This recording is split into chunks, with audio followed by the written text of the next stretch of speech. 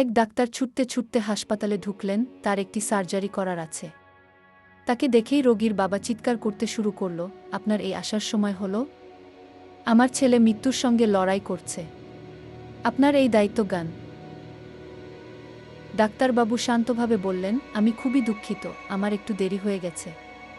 আপনি একটু শান্ত হন। দুঃখিত? একটু দেরি হয়ে গেছে? আপনার কি কোনো মানবিকতা নেই? আপনার ছেলে হলে আপনি শান্ত থাকতে পারতেন? রোগীর বাবা চিৎকার করে বলতে থাকল।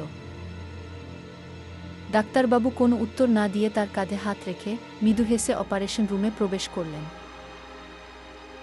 1 ঘণ্টা পর অপারেশন রুম থেকে বেরিয়ে তিনি রোগীর বাবাকে বললেন, অপারেশন সফল হয়েছে, দুশ্চিন্তার কিছু নেই। যদি কোনো কিছুর জানার থাকে তো নার্স আপনাকে বুঝিয়ে দেবে। এই বলে কোনো উত্তরের অপেক্ষায় না থেকে ডাক্তারবাবু দ্রুত পায়ে বেরিয়ে গেলেন।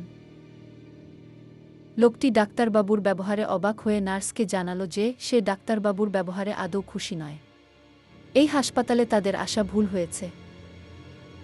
এরপর আসল সত্য জানা গেল। চোখে জল নিয়ে নার্স বলল, গতকাল রাতে ডাক্তারবাবুর একমাত্র পুত্র একটি দুর্ঘটনায় মারা যায়। তিনি তার পুত্রের দাহকার্যে ছিলেন। আপনার ছেলের অপারেশনটি এতই দরকারি ছিল যে তিনি আসতে বাধ্য হন। অপারেশন শেষে তিনি আবার দাহকার্যে ফিরে গেলেন। গল্পটির উপদেশ হল, বাইরে থেকে কাউকে দেখে বোঝা যায় না যে সে কী পরিস্থিতিতে আছে। সুতরাং হঠাৎ করে তার ব্যবহার সম্পর্কে কোনোরকম মন্তব্য করা ঠিক নয়, বা তার সম্পর্কে কোনো কিছু বিচার করা উচিত নয়।